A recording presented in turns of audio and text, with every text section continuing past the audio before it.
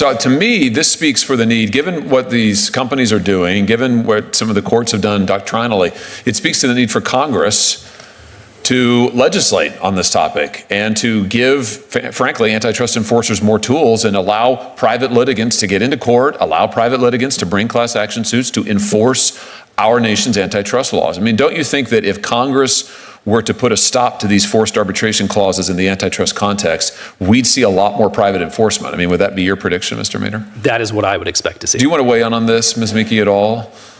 I think this is extraordinarily important.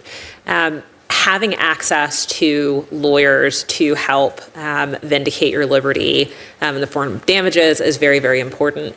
But I would say that in the ecosystem that my friend Commissioner Metter just sort of outlined, class action cases are very good at getting people monetary damages.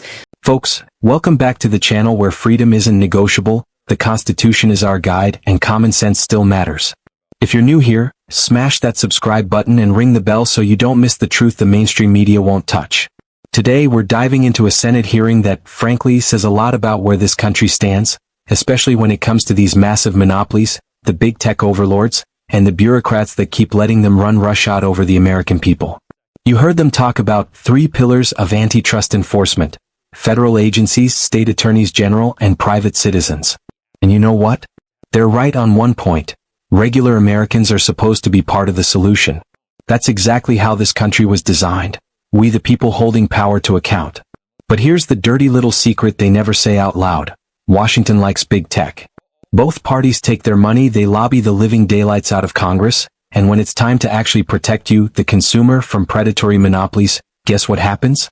A slap on the wrist and a $5 billion fine that Facebook paid out of petty cash. Meanwhile, small businesses are crushed, farmers are crushed, ranchers are crushed. But the corporations keep getting richer, and the politicians keep getting their donations. Let's talk about forced arbitration. These contracts are the very definition of what our founders warned about, a system rigged by the powerful against the citizen. They're telling you, if we rip you off, you don't get your day in court. You don't get a jury of your peers. You get a kangaroo court we picked behind closed doors. That's not the America I grew up believing in. That's the tyranny of corporate power fused with bureaucratic indifference. And here's the thing, this is not capitalism. True capitalism requires competition and accountability. What we have now is corporate socialism. Big tech, big meatpacking, big pharma, all protected by big government. Look, I'm no fan of trial lawyers getting rich